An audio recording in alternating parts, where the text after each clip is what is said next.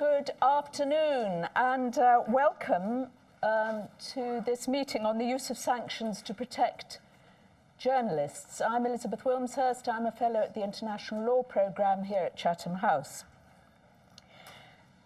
What measures can be taken better to protect journalists?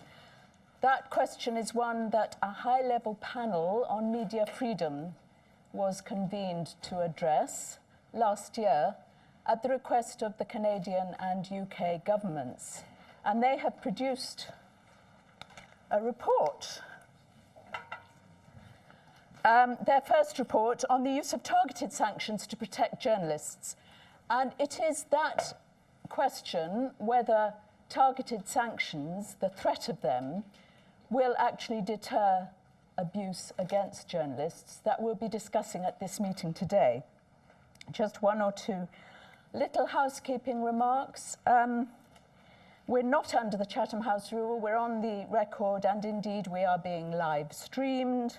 Feel free to comment via Twitter, #CH events, and put your phones on silent mode, please. This event is co-hosted, I'm pleased to say, with the International Bar Association's Human Rights Institute, which acts as a secretariat to the high-level panel. We have got such distinguished speakers that I hope you and they will not mind if I introduce them just by one line of their 10-page CV.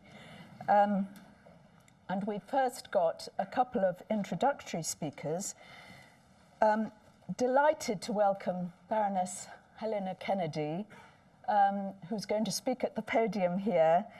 She's been director of the IBA Human Rights Institute since 2018, and she's also a member of the high-level panel.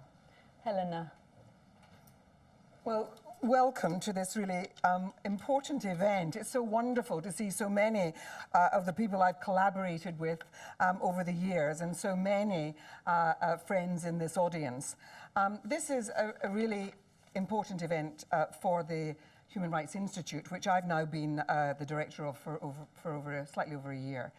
And it's important because we've come together with the UK government, the Canadian government, and increasingly more governments in pushing for a real campaign on media freedom around the world. One of the most serious threats to democracy, to the rule of law and human rights, is an assault on media freedom. And those with power all too often seek to silence critics of any kind. And so media freedom is the freedom that provides the platform for all our other freedoms. And it's a bulwark against authoritarianism. At a time when we're seeing the rise of populism, we're seeing increased threats to media freedom. And I'm not going to speak for long. I just wanted to really emphasize what many of you in this room already know. Journalists are being killed, injured, and imprisoned in unprecedented numbers in numerous countries, from the monstrous on-camera beheadings of Western journalists by ISIS, to the extrajudicial killing of Jamal Khashoggi, to the less reported but extensive slaughter of local journalists and stringers in conflicts and failing states around the world. 130 journalists were killed in the last 2 years. We're also seeing the appropriation of the media by authoritarian rulers in places that they like to call democracies, but the word liberal has been taken out of the rubric describing them at their own bequest. So often we're seeing the purchasing, the buying up, the appropriation of the major media outlets by those regimes and by those leaders. Wherever freedom of the press is denied, dissidents are persecuted and minorities are put at risk. And after the media, of course, what we as lawyers know is that they then come for lawyers, they come for academics, they come for judges. The list goes on. It's the way in which repression operates. But even in mature democracies, the discrediting and threatening of journalists and news outlets is becoming a commonplace event. Now, the UK government has created, with the Government of Canada, a global media freedom campaign, and it's being run under the auspices of UNESCO. other nations are being recruited to confront what is clearly a crisis of huge proportions. So far, 35 other countries have joined forces in this global campaign. A high-level panel of legal experts on media freedom has been established from around the world. And we really couldn't have a more impressive crowd of lawyers. I know that some of you might find it hard to imagine being bowled over by lawyers, but I promise you, these are the good guys and women. It's an independent body comprising 15 international lawyers, academics and judges. It's chaired by Lord David Neuberger, who was our president of the Supreme Court here in the UK, and the deputy chair is the barrister and the UK Special Envoy on Media Freedom, Amal Clooney, a really brilliant international human rights lawyer. The IBA Human Rights Institute is acting as a secretariat to this panel. And the work that we have undertaken is that over the next, the progress of this year, there are going to be a whole set of reports which will be about how you do strengthen law and also get rid of the bad laws that are used to target journalists, to target the media, but the ways in which we can, together, try to create the ground rules on the protection of media freedom. Today, we're launching the first of a series of groundbreaking reports. And this set of reports is really going to, I think, make a huge difference to the way that we are going to create the protections that are necessary. There are a number of ways of giving teeth to international law, and one of the powerful enforcement tools is the use of sanctions. And they're used, of course, as we know, against nations which abuse the rule of law, and increasingly we could use them more effectively for abuses of human rights. A newer development is the use of such sanctions against individuals who abuse human rights, called Magnitsky Law, and we have introduced it and seen it introduced in different nations in the world. And you'll hear a bit about that in the course of the description of this particular report. I'm delighted to see so many of you here. I want to especially say the thrill that I have in seeing Maria Ressa, who is one of the heroic journalists in our world, a journalist hero who is currently being persecuted and facing serious charges in the Philippines. It's also great to see our minister from the Foreign Office here present, and I welcome him too. So it's great to see you all here. You'll have an opportunity of asking many questions, but I just wanted to say that the International Bar Association's Human Rights Institute is very proud to be involved in this really important project. And we have a hashtag IBARI, IBAHRI, if any of you are sending out messages about today's event. Thank you.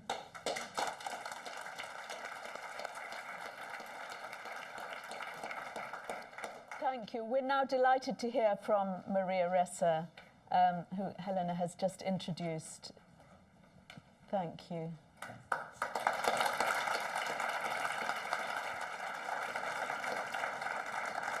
I'm going to squeeze in front just because it's taller than I am. So I guess, first of all, thank you for asking me to speak, because I feel like when I got this copy, I read it voraciously, immediately, because we have to find solutions in the long term, medium term, and short term. And I'll tell you firsthand what we've gone through. I want you to listen to the findings of the use of sanctions to protect journalists. I think that's incredibly important. If you've been watching what's happened in the Philippines, our president reacted very quickly to the first little nudge of sanctions. For me in particular, today is incredibly important because a year ago today, I was arrested, exactly a year ago today, and I was denied bail, even though I should have been released immediately. It followed a year when I had 11 cases and investigations filed against me. I've been a journalist for almost 35 years, and I have been doing exactly the same thing. If anything, it's more important now for journalists to do what we're supposed to do, right? The mission of journalism, that facts matter, and that we shouldn't be polarized if we don't have the facts. The accelerant of technology has shifted things so much, but we all live in the real world. and the real world has become incredibly difficult to fight for facts. So I'm largely free. Did I mention I posted bail 8 times to be here in front of you today? And as Amal told me on Christmas Eve, 20 minutes before Christmas Eve, she sent me a report that said, oh, by the way, we found another 20 years that you could be in prison. I could go to a maximum, I could go to jail for a maximum of 83 years, but every time I see Amal, she keeps adding numbers to it. So I will, please, I am so looking forward to the work that you've done, and thank you so much, because as the world of journalism has gone through creative destruction, so has rule of law and the profession of law. So please give us new tools to protect us. Thank you.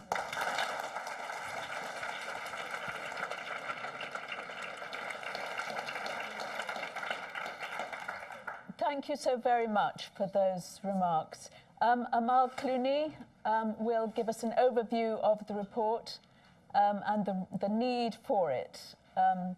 Thank you. Amal, as Helena has said, noted barrister at Doughty Street Chambers. Amal. Thank you. Good afternoon, everyone. I think we've already established that nobody wants to receive a Christmas message from me, so we don't always have good news.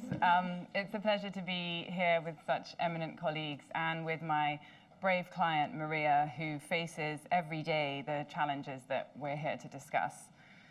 Maria currently faces, as she said, over 80 years in prison, although her only crime is being a journalist and speaking the truth. The first of 7 cases pending against her will conclude in the coming weeks and could lead to her immediate imprisonment. All because of an article published on Maria's news site that said a Filipino judge used a car that was registered to an alleged drug dealer. This, according to the authorities, constituted the crime of cyber libel, even though Maria did not write the article, and cyber libel was not a crime at the time the article was published.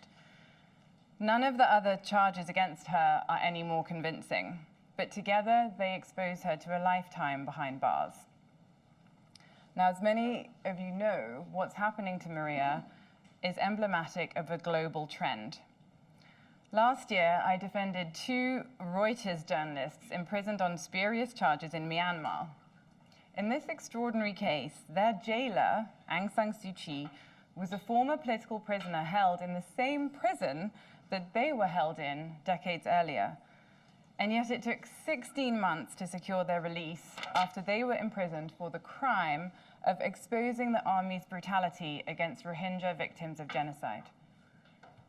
In the past year, my foundation's Trial Watch initiative has monitored prosecutions of radio broadcasters charged with espionage in Cambodia, a journalist imprisoned for tweeting a call for revolution in Nigeria, and an opposition-affiliated journalist prosecuted for the crime of having an abortion in Morocco.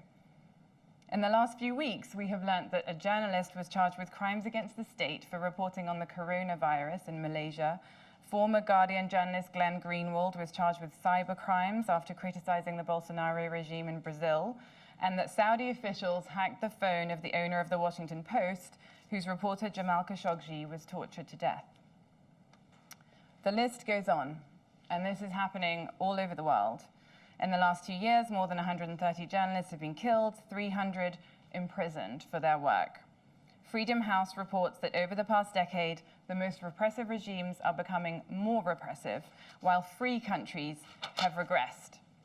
And even leading democracies with strong traditions of protecting free speech are in some cases clamping down on those who investigate and publish sensitive stories. Many of you here are aware of this global gag on speech, and some, like Maria, are its victims. So what can be done? As Special Envoy on Media Freedom, I worked with Lord Neuberger to convene a panel of experts from all over the world who would come together to generate ideas.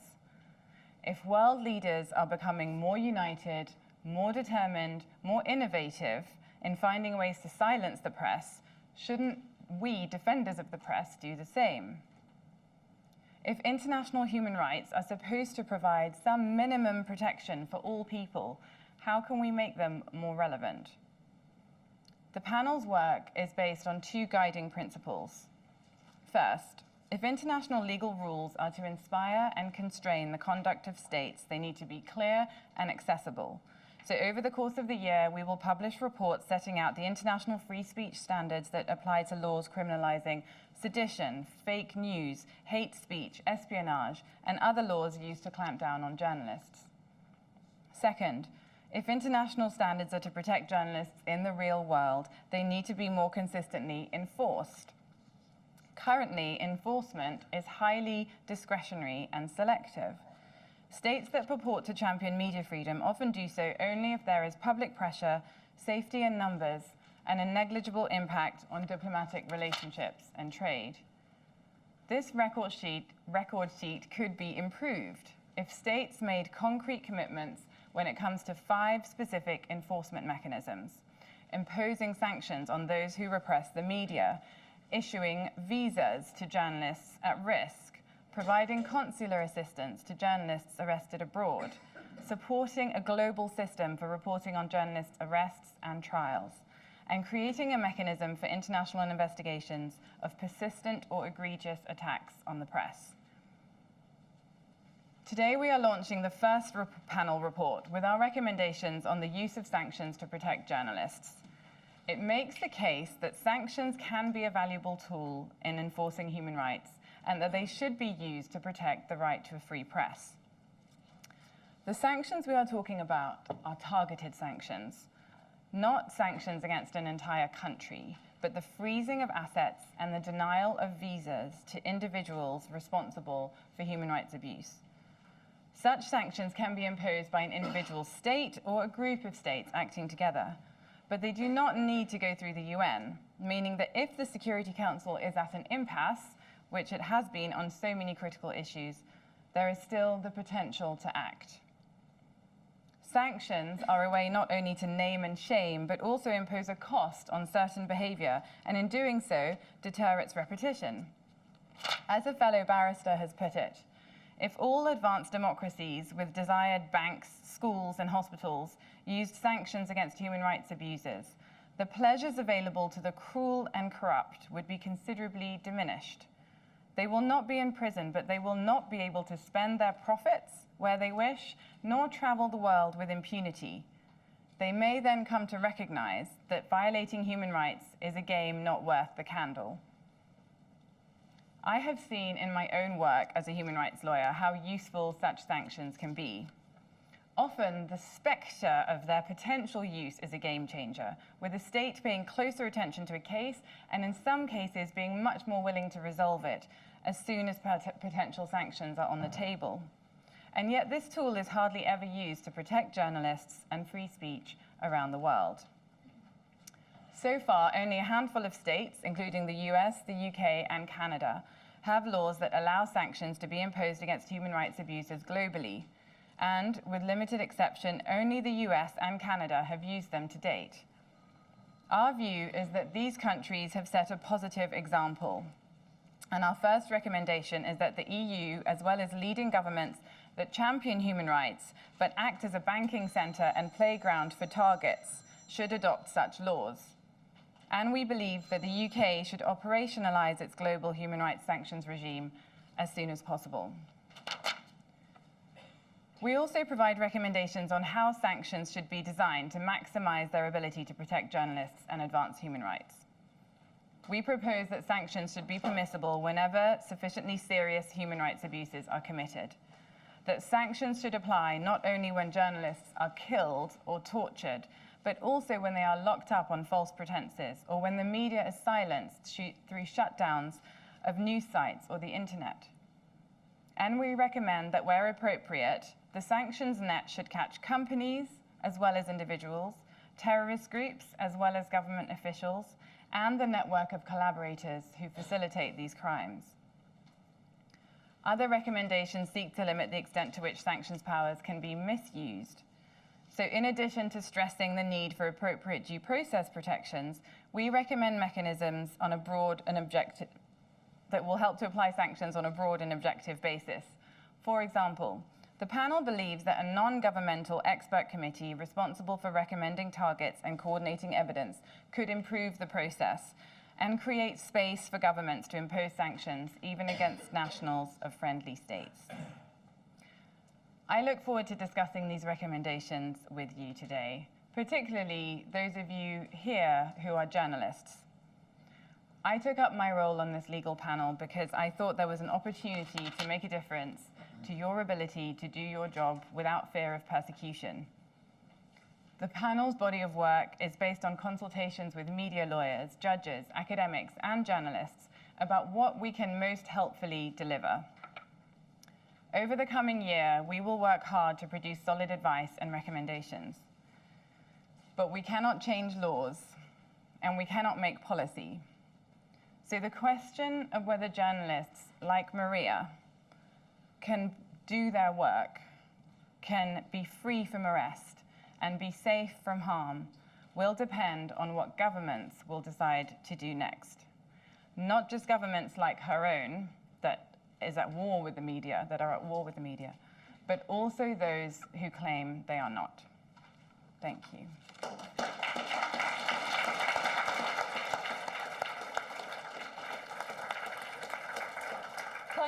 Thank you very much. Now, our next speaker all the way across the Atlantic is Professor Sarah Cleveland, Professor of Constitutional and Human Rights Law at Columbia Law School, New York. Thank you, and good afternoon, everyone. It's a privilege to be part of the high-level panel, as well as part of this conversation. I wanted to underscore the fact that targeted sanctions of the type that we're talking about are not a new idea. They have been around for a long time, and they have been applied in many contexts. But the message that is being sent by this report is that targeted sanctions should be recognized as a tool that is available to help ensure the protection of journalists and media freedom around the world. It is there, it has been used in other contexts, and we want to focus attention on its availability for this purpose, to raise the cost for people who would violate the rights of journalists and the free press. Now, the US has been one of the models for the proposals in the report. The US, of course, has had various sanctions regimes for human rights and other reasons in place for many years. The US has laws on the books that allow for the imposition of sanctions against particular countries. A historic example was the Federal Burma Act. The US also has statutes as well as executive orders in place allowing for sanctions for particular purposes, whether they are corruption or terrorist activity, and so forth. And a number of those laws also provide for the imposition of targeted sanctions for human rights violations. But the most significant piece of legislation in that regard is the Global Magnitsky Act of 2016, which was adopted after the murder of Mr. Magnitsky in Russia. Congress originally legislated sanctions in that particular case, and then adopted a law providing for allowing for the imposition of targeted sanctions for violations of gross human rights anywhere in the world. And the Magnitsky Act allows for two types of sanctions to be imposed, which are essentially the types of sanctions that are being recommended in the report. One is visa bans, denial of travel to the particular country, and the other is asset freezes. And in the US context, that not only means that your bank account and assets in the US are frozen, it also means you cannot make any transactions with US currency or engage in any transactions with any US persons or entities. So depending on the global financial status of a country, and the UK obviously is in a similar position in this regard, these sanctions can be quite powerful. Now, the Magnitsky Act has been implemented by an executive order, which allows for sanctions to be imposed for serious human rights violations, defined as extrajudicial killings, torture or cruel, inhuman, or degrading treatment or punishment, prolonged arbitrary detention, or other serious violations of human rights.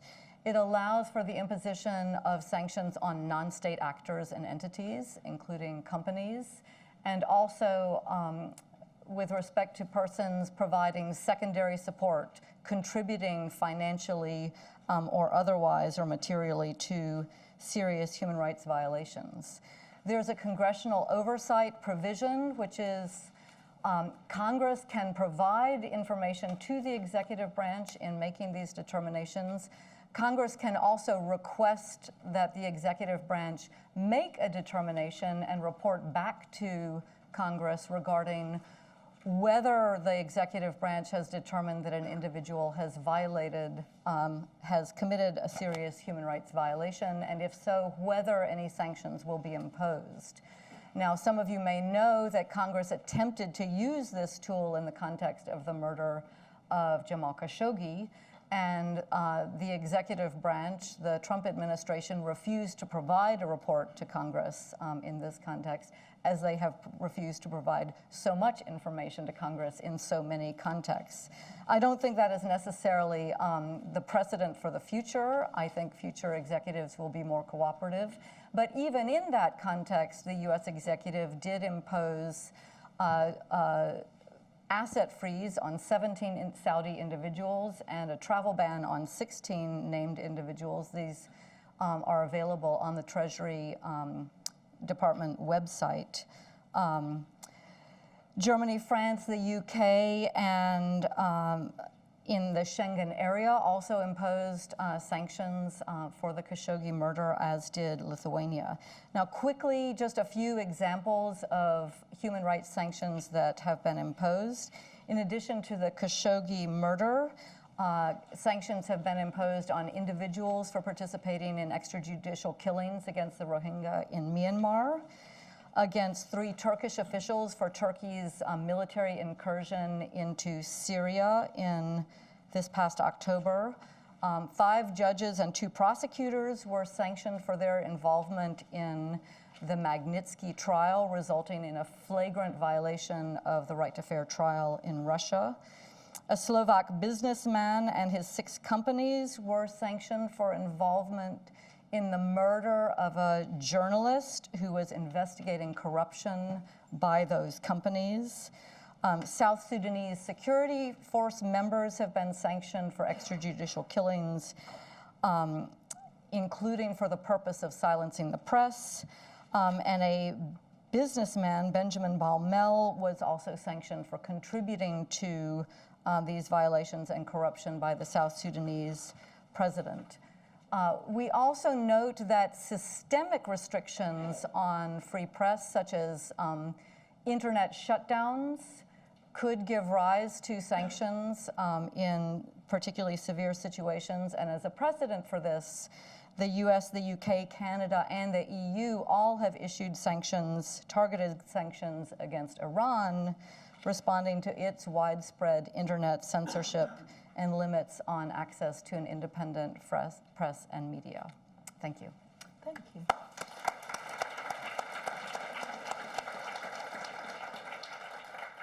If I could just ask one legal question before we move on. Supposing I'm targeted by the Magnitsky Act, the existing act, and my property is frozen, my assets are frozen, and supposing the government has got it wrong. Sometimes governments do. Can I challenge that asset freeze at the moment under the US Magnitsky Act? Yes, there is. OFAC, the Treasury Office, does have a procedure for administrative review. There also is the capacity in the US system to bring a legal challenge to sanctions listings. The effectiveness of such a challenge may depend who you are and what your relationship is with the United States, complicated area of law.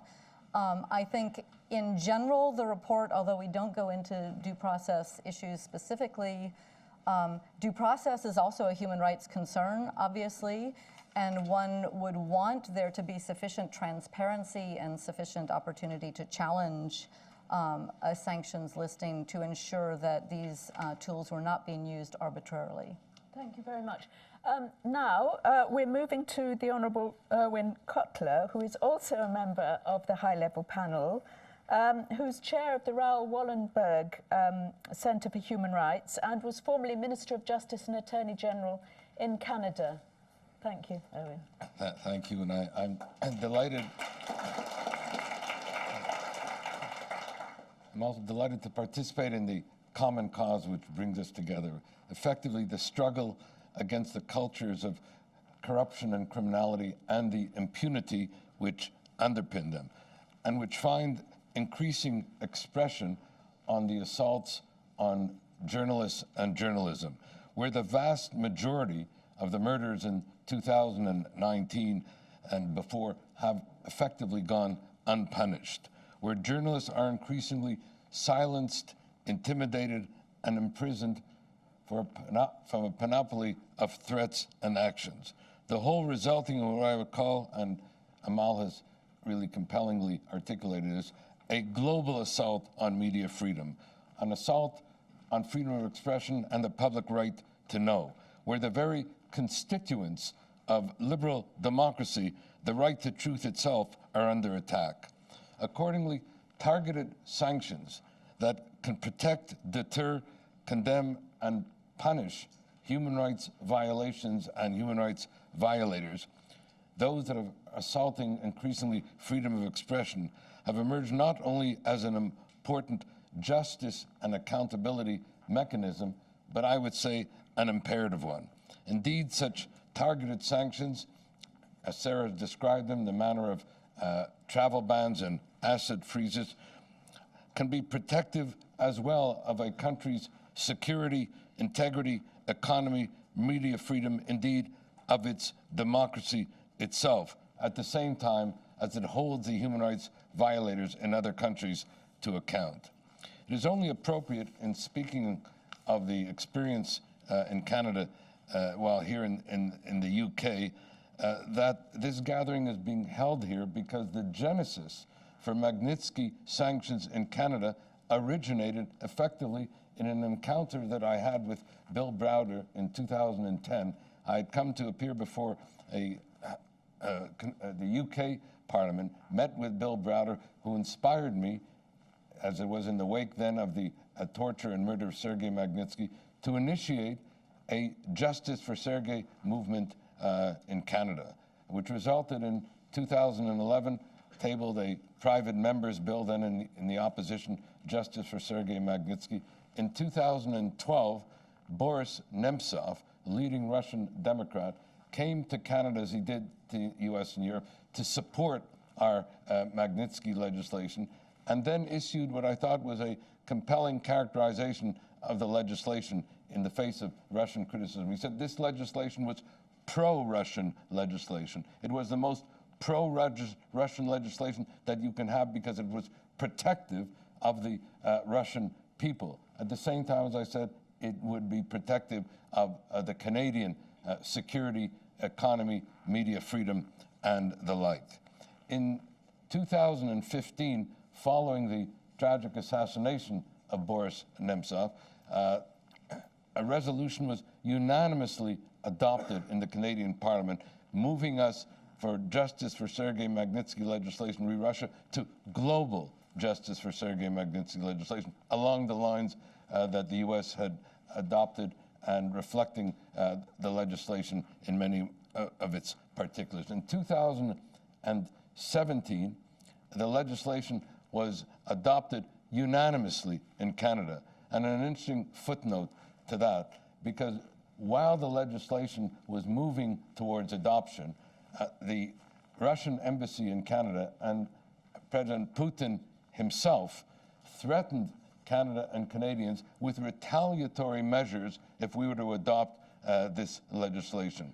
Our Raoul Wallenberg All-Party Parliamentary Caucus for Human Rights then asked the Canadian parliamentarians to not only adopt the legislation, but if they could, to adopt it unanimously, so as to send a message to the Russian leadership that we will not be intimidated in this regard. And I'm delighted that the global Justice for Sergei Magnitsky legislation was adopted unanimously in both the House and the Senate, and immediately thereafter received royal assent.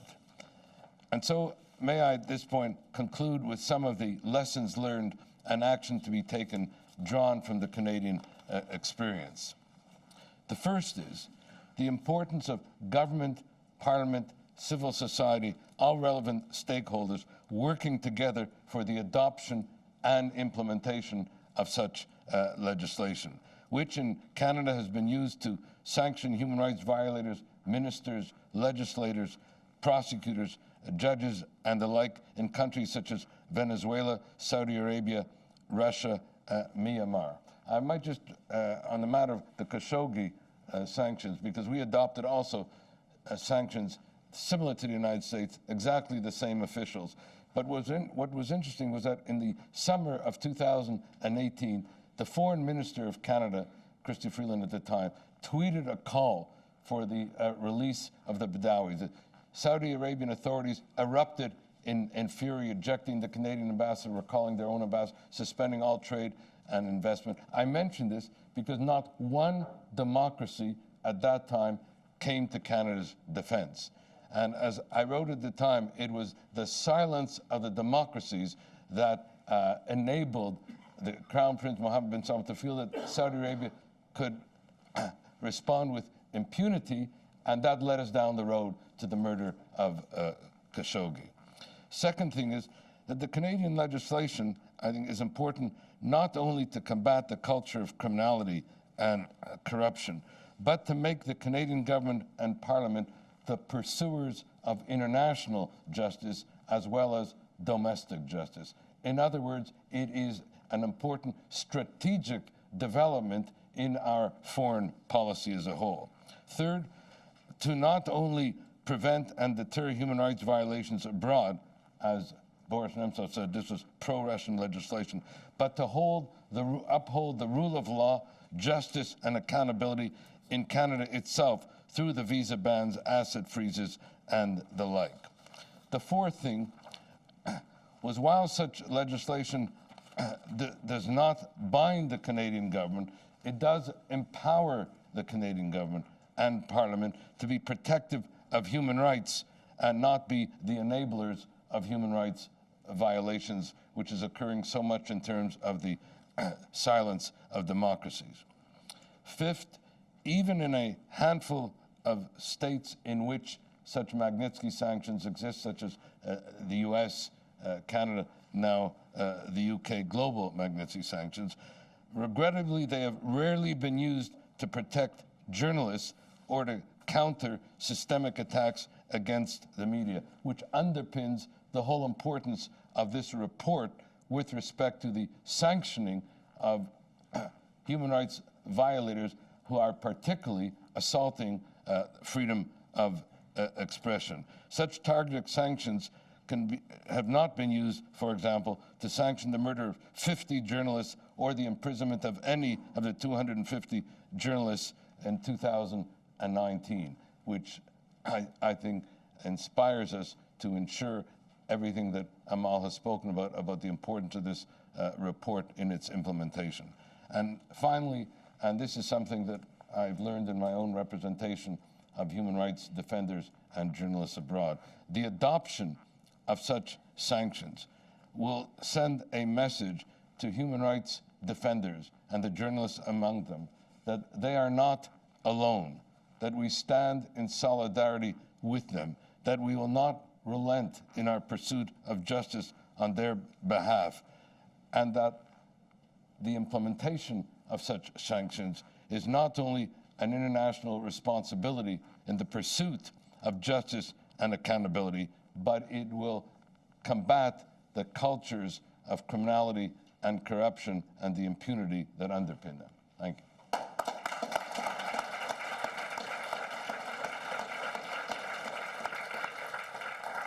Thank you very much. And now our final speaker, Lord Neuberger, David Neuberger, who is the chair of the high-level panel and was, of course, formerly the president of the UK Supreme Court. Anyone who has listened to these previous speakers will appreciate the awesome responsibility of chairing this panel. Awesome in the traditional sense as much as the more modern sense. I think particularly as lawyers, politicians, journalists, but probably everyone realizes, it is much easier to formulate principles that everyone will agree with, or most people will agree with, right-thinking people will agree with, than it is to carry them out and put them into effect. It's not that difficult to identify what human rights should consist of, what laws should be, but it's much more difficult to enforce them, both in terms of providing for ways of enforcing and actually carrying out the enforcing. And for that reason, I think this sanctions report is very important because it does ensure, as far as we can, that there is a mechanism for giving effect to what I imagine everybody in this room believes in. And at this time, as the speakers have emphasized already, it could not be more important to identify such sanctions. So far as the UK is concerned, our legislation is not that dissimilar from what has been described as the US and the Canadian legislation. We have the Sanctions Act of 2018. The government has made it clear that it will be implemented through secondary legislation, which originally awaited Brexit. Now that that's happened, we look forward to what we hope is a very effective statutory instrument with teeth. So much has been said already that I have nothing further to add at this stage. Thank you very much.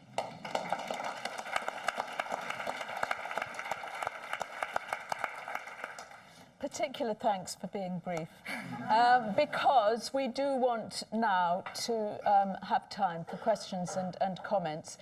I wonder if we can have a little bit of light so I can actually see. Thank you.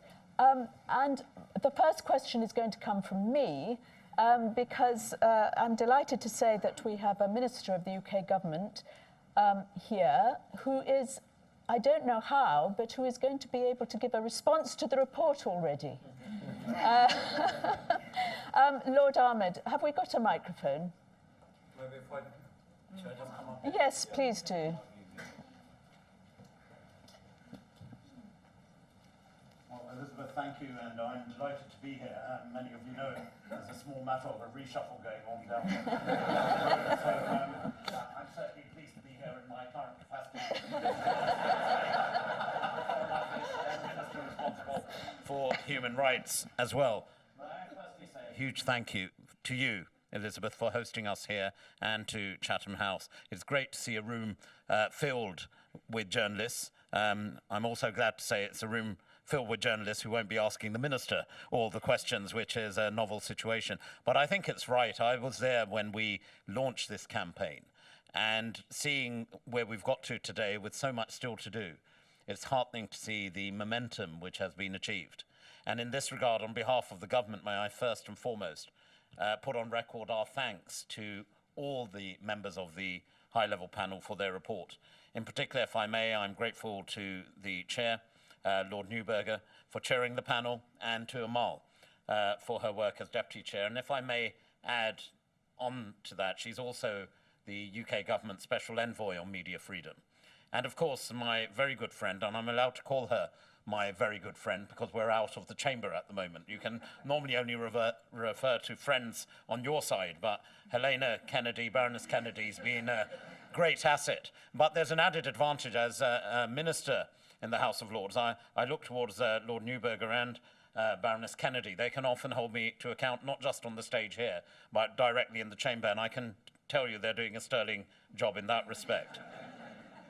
But since last year's Global Media Conference, this eminent group have generously dedicated their time and their considerable legal expertise to the practical and legal aspects of this incredibly important issue.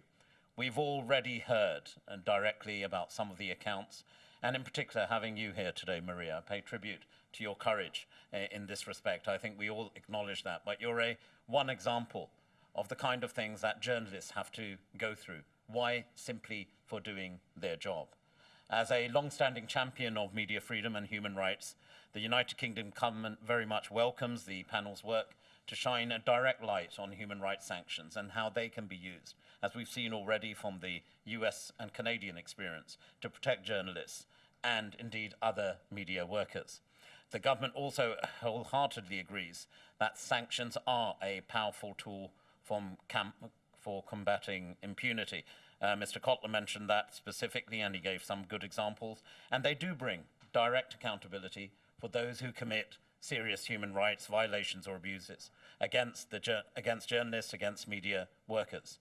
Now, on the specific issue of the UK policy, as you've already heard from Lord Neuberger, we've already passed the actual primary legislation to enable sanctions to be applied within the UK. I remember it well. I took the legislation through myself in the upper house. But human rights sanctions have also been a particular personal passion of our Foreign Secretary, Dominic Raab, for many years. And for those who don't yet know, he has been reappointed as Foreign Secretary, so that relationship very much continues. And that's why he was very much determined. I remember a very early conversation with the Foreign Secretary on this very issue about introducing a global human rights Magnitsky-style sanctions regime, and this has been particularly a key priority. And I agree with Professor Cleveland about the effectiveness, as we've seen elsewhere. And as we develop this regime in the UK, one thing I've certainly found is that the best way that sanctions work is working in conjunction with partners. There's no good having a sanction scheme in one part of the world which then doesn't apply elsewhere. And I think we need to ensure the governance of how we work globally is something we look at very closely.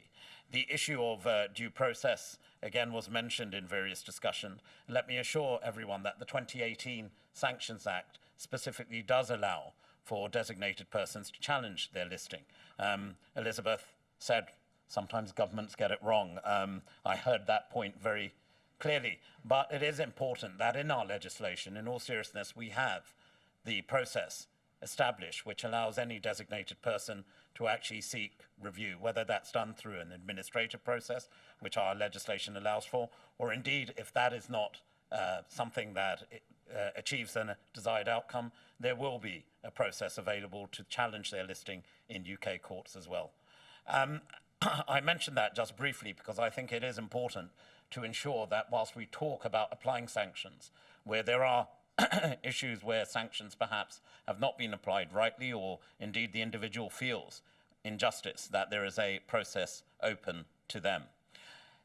This will, from our perspective in the UK, we believe that having a sanctions regime will also send an important signal of UK intent. It will be a tangible sign, as Amal said, that we're not sanctioning a particular country, we're sanctioning individuals within those countries. We believe it will act as a force for good, promote our values, and indeed defend international rule of law. And I can assure you, as the Minister responsible for human rights, this has been also a particular personal passion for me. Ladies and gentlemen, I wish to hear from others as well. If I have to dive out, you know what's going on there. I'll let you read into that as you judge. But I end just by saying this, that a free and independent media, you know, we as politicians get scrutinized. We are held accountable. Sometimes we don't like it, but it's part and parcel of what defines a vibrant democracy. And therefore it's important that governments, as we heard from the panel, stand up along with other partners. All societies stand up together to ensuring the freedom of press and the freedom of the media. It's an essential ingredient of a vibrant and healthy democracy. But it's also a huge benefit to society as a whole as well. Because in seeking the truth, and we've seen journalists lose their lives simply for doing their job, that journalists need to be protected. It's part of what we seek to do in defending and strengthening our democracy, our human rights, and indeed our freedoms. And that's why we must work together to uphold and defend media freedom and the vital work that journalists do around the world. And that's why, again, on behalf of the UK government, I know I speak for the Canadian government as well, if I may, Mr. Kotler, I'm sure that resonates with you, that we pay tribute to the incredible work the panel is doing, and we continue to look forward to working with you as you go from further reports and indeed you go through your work and program. And we do hope that this particular initiative is something supported by other countries around the world as well. I end, if I may, on a personal reflection. One of the great inspirations in my life has been the personal example of someone who was a barrister himself. And I speak of Mohandas Mahatma Gandhiji. And of course, he was here at Lincoln's Inn many years ago. But he does inspire people. So in your darkest hours of many in this room, when you are challenged by the defense of human rights, I'm reminded of one of his most famous quotes when he said, "The best way to find yourself is to lose yourself in the service of others." And that's exactly what our panel is doing. So thank you.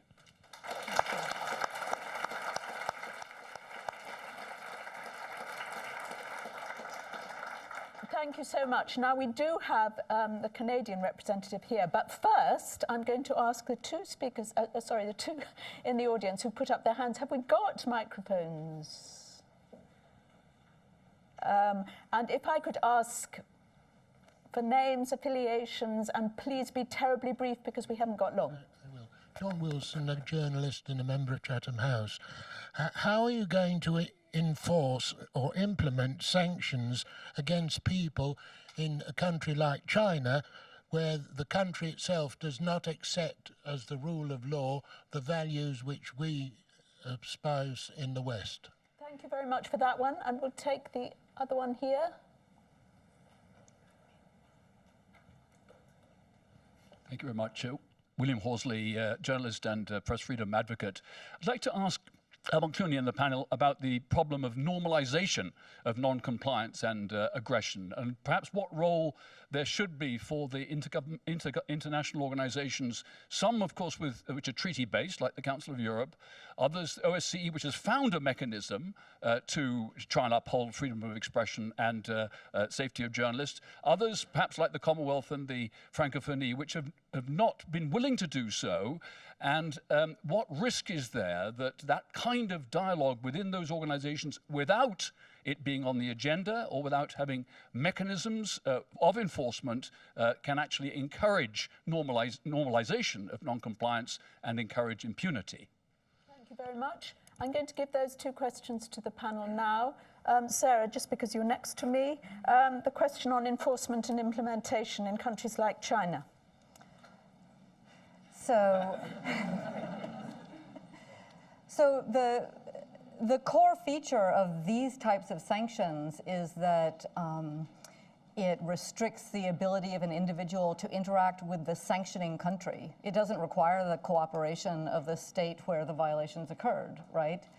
And the core pillar underlying the sanctions proposal is that these sanctions should be used to apply and enforce core international human rights protections that are globally established and recognized. And so you can impose sanctions on a Chinese national, and what it means is they can't spend US dollars, they can't use property in the United States or the UK or Canada. They can't travel to that particular country. And as the minister indicated, obviously such a sanctions tool is more effective if it is imposed by multiple countries rather than simply one. But a few countries exercise a lot of power in and magnetic appeal with respect to these types of sanctions. And so their effectiveness can be outsized even if they come from just one country. And they're enforceable because they're within the government's remit. Amal, do you want to do international organizations? Yeah, I mean, look, if the UN system were working the way we would like, if the Security Council were not constantly blocked through vetoes, if the International Criminal Court had universal jurisdiction, we wouldn't need a media freedom campaign led by a number of states. We wouldn't need regional organizations to play such an important role. But in the absence of these global mechanisms working the way we would like, I do think organizations like the EU, if the EU adopted this kind of sanctions regime, I think that would go a long way. I think if the Commonwealth, I know the Commonwealth Journalists Association has produced some very strong principles on media freedom. If those were adopted at the next CHOGM, that would be very helpful. So I think in the absence of a working global mechanism to enforce human rights, we do need to look for coalitions of the committed and institutions that are based on common liberal values to fill some of the gaps. Thank you. I can see all these hands. Now back to me. I'm going to ask the Canadian representative, if I may, from the High Commission, if she would kindly give the Canadian government response to the report. Thank you very much, Elizabeth, and thank you, Chatham House, for this event. I want to thank this very esteemed panel for the insightful report and also the opportunity to offer brief remarks on behalf of Canada. We're very pleased to see that the high-level panel of legal experts has chosen sanctions as the topic of its first report in what will be a series of reports. And we are pleased also to see that the panel benefited from Canadian expertise through the participation of the Honourable Irwin Cotler. We welcome the independent, arm's-length role of the panel as it seeks to advise states on how to better protect journalists and media freedom around the world. We will be incorporating its work into our own policy development. Canada strongly believes that media freedom remains a cornerstone of democratic societies. Journalists play an essential role in defending and advancing the truth. Journalists will also be allowed to report facts freely, independently, and without fear of reprisal. Unfortunately, and all too often, the right to freedom of expression of journalists continues to be violated. In this context, the international community needs to change behaviors by working collectively and implementing a wide array of robust mechanisms to protect journalists and defend press freedom.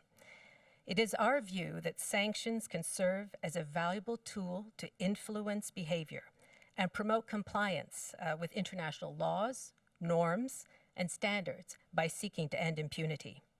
In Canada, the Justice for Victims of Corrupt Foreign Officials Act provides the Canadian government with a powerful foreign policy response to defend human rights and to combat acts of significant corruption internationally.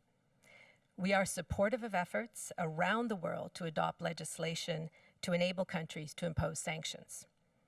Sanctions serve to hold to account individuals responsible for and implicit in human rights violations. Sanctions, when applied in a coordinated way, make us more effective. To this end, we have worked closely with our partners, including in the UK and in the EU, as they have considered their own sanctions legislation. Canada is also supportive of applying sanctions in response to human rights violations against journalists. And as already mentioned, Canada did impose sanctions in November 2018 against 17 Saudi nationals in response to the extrajudicial killing of Jamal Khashoggi. We appreciate the thoughtful and thorough examination of the issues presented in the report and take note of the recommendations. We look forward to the continued work of the panel, particularly as Canada prepares to host the second Global Conference for Media Freedom in Quebec City later this year. Thank you. Great, thank you very much. Okay, someone has had his hand up down there for a long time, and then there's a lady here. If someone else has got a, yeah. Okay. Yeah, thank you very much. The name's Ewan Grant, Chatham House member and former law enforcement intelligence analyst covering the ex-Soviet states. My question leads on from the comment made about the Slovak journalist, Jan Kuciak, and his fiancée. Is there any chance of developing that, which I think is a very powerful case, which has had attention but not the attention it deserves, to throw into the face of the authoritarian states that the European and NATO countries are looking at this very seriously, and so we can't be accused of hypocrisy. We can then turn to the real authoritarians and say, what about you? And a partial defense when they start taking hostages in counter reprisals. Thank you. Thank you very much. And over here. Yes. Hi, my name is Cynthia De Santis from a charity here in Venezuela. The question is for Mr. Cotler. Canada has been very good at raising the flag about the crisis in Venezuela. But did sanctions work there to protect journalists? What else can be done? Isn't it too late for Venezuela? Thank you very much. And there's a lady just there. Thank you. I'm Yara Badr, a journalist and a human rights defenders, and I just want to thank you all and for the work and this opportunity. And I just want to say, like sanctions, it's a comment. Sanction can really work, and international jurisdiction can work. Syrian Center for Media and the Freedom of Expression, 2 weeks ago, it's over 3 years efforts achieved arresting of one of the criminal accused to participate in kidnapping of lawyer and human rights defender Razan Zaitouni in Syria in 2013. And now a case is going to hold in France. He's not a Syrian, the perpetrator. He's not French, he's a Syrian. As a journalist, he's a Syrian, and the crime didn't happen in France, but yet an action can happen even after 7 years. So thank you so much, and all efforts really can make a difference. Thank you so much. Thank you so much for that. Amal, can I give you the question about the Slovak? Can you just repeat what the question was? I understand the example. Did you get the question? No, we'll give it to Sarah here, so just for the shortage of time. Yep. Just very briefly, I think it's an excellent idea, and I think maybe one that the high-level panel should consider to further develop and publicize an example within Europe, right? Which would make the point that these aren't simply about tools that the West imposes on non-Western countries, but that this is a universal concern. I think it's an excellent point. Thank you. Thank you. Erwin, do sanctions work? Did they work in Venezuela, in relation to Venezuela? Well, Venezuela is perhaps a country where more officials were sanctioned by Canada under Magnitsky than any other country. This included political leaders, military leaders, police, legislators, and the like. But as the question put it, more needs to be done. 2.5 years ago, the Organization of American States appointed what they call an independent panel of legal experts. I was one of them. There were 2 distinguished jurists from Argentina and Costa Rica to look into whether there are reasonable grounds to believe that crimes against humanity are being committed in Venezuela. In May 2018, we reported that 7 major crimes against humanity are being committed in Venezuela, and we recommended that Venezuela, state party to the International Criminal Court, that it in fact be referred to the International Criminal Court for prospective investigation and prosecution. A little over a year ago, Canada, France, Germany, along with Latin American countries and others, 7 state parties to the ICC made the first ever collective referral in the history of the ICC of Venezuela. Regrettably, to date, the ICC has not yet opened an investigation with respect to those crimes against humanity. And so one of the first things is we need to, in fact, continue to make representations to the ICC about the importance, not the imperative, of opening an investigation, not allowing the impunity to continue to reign in Venezuela. The second is to use the International Court of Justice. We've seen it now with regard to Gambia, and I think here too, and we have made some recommendations with respect to Venezuelan officials being brought before the International Court of Justice. And third, we are about to announce, so I guess I'm announcing it here, the beginning of a Venezuelan accountability initiative, which is going to be part of a global accountability initiative that has already been launched re Syria, etc. But this will be with regard to Venezuela for evidence gathering, legislation, sanctioning, and the like, to return the whole question of crimes against humanity in Venezuela to the radar screen of the international community from which it has been gradually removed, so that we can combat the cultures of criminality and corruption and the impunity that still reigns in Venezuela. Thank you. Is that a UN, are you putting that to the UN, or it's just this new initiative? This new initiative is to... It's just among a group of governments? No, it's actually amongst a group of NGOs and particularly international legislators and the like. But the point is to get action with regard to Venezuela, to facilitate an ICJ initiative, for example. Okay, thank you. We have so many hands up. Can we get the microphones around? Yes, in that row, and then further up here.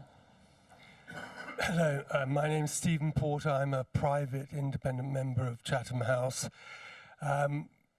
Sarah Cleveland has already referred to the executive order of Donald Trump preventing sanctions being applied either to individuals, Saudi Arabian people, or to the head of state, effective head of state, bin Salman.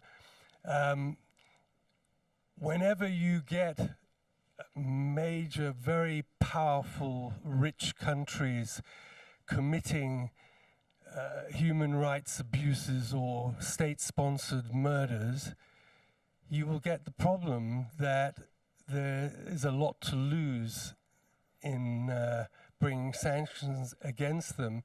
And the British government and the United States government have shown, I mean, they raised their eyebrows a bit over the butchering of Khashoggi, but very soon after, they went and carried on with normal meetings. So what I'm very heartened to see such a groundswell of opinion to bringing sanctions, but when it's rich, powerful countries, what else can be done to make sure those sanctions are enforced?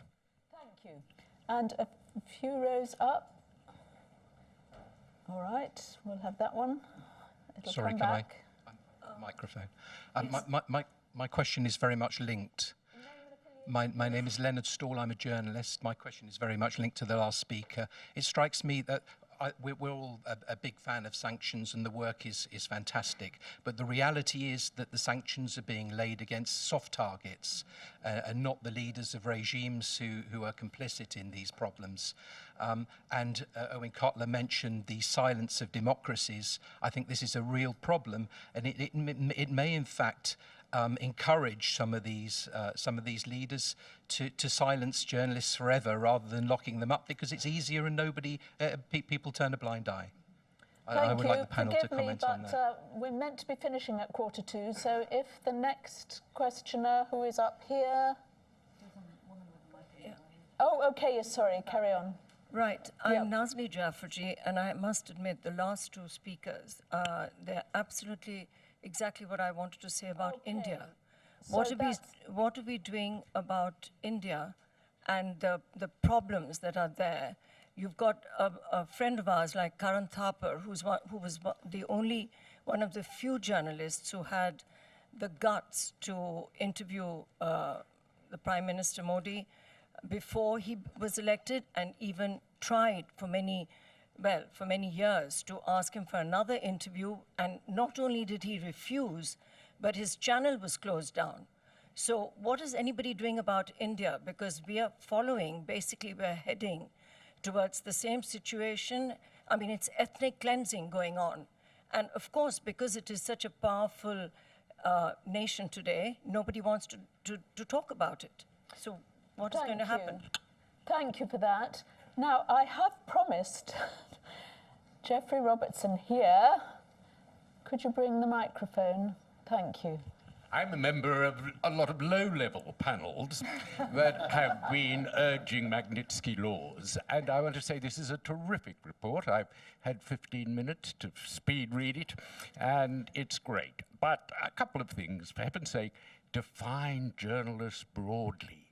It's the camera people who are most at risk, and the human rights monitors. Everyone who digs out information should be included. Secondly, Magnitsky light so far. What we really need for an effective sanctions regime, as Boris Nemtsov said, the only way you'll stop Putin killing people in your country is if you stop his cronies sending their children to Eton.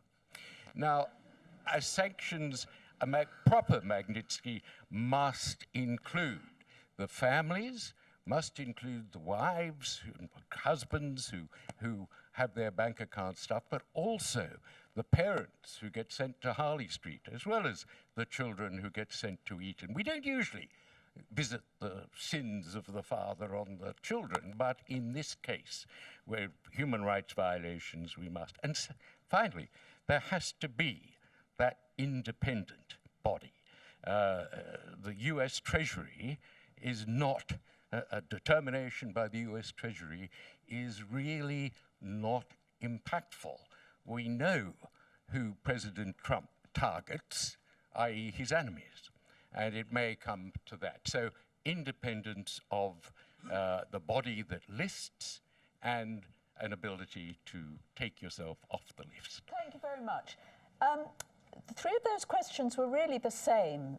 Sanctions have just gone against the light targets. What about these countries, India, China, Russia? You know, what about doing that? How difficult it is? Are countries likely to actually want to sanction the officials of these big governments? Lord Newberger, do you want to have a... I think these are all the last questions are absolutely spot on in terms of what they've identified as a problem. I think the problem in a general terms is one that I alluded to very generally, which is that it's easy to formulate rules. It's much more difficult to put them into effect. And I think all one can do is to keep on hammering away at the door, creating a culture of what is unacceptable and what is acceptable, and in the hope that it will start to prevail. Of course, power politics often gets in the way of principle, and one has to accept that in this imperfect world, there will be the sorts of problems that have been identified in the questions.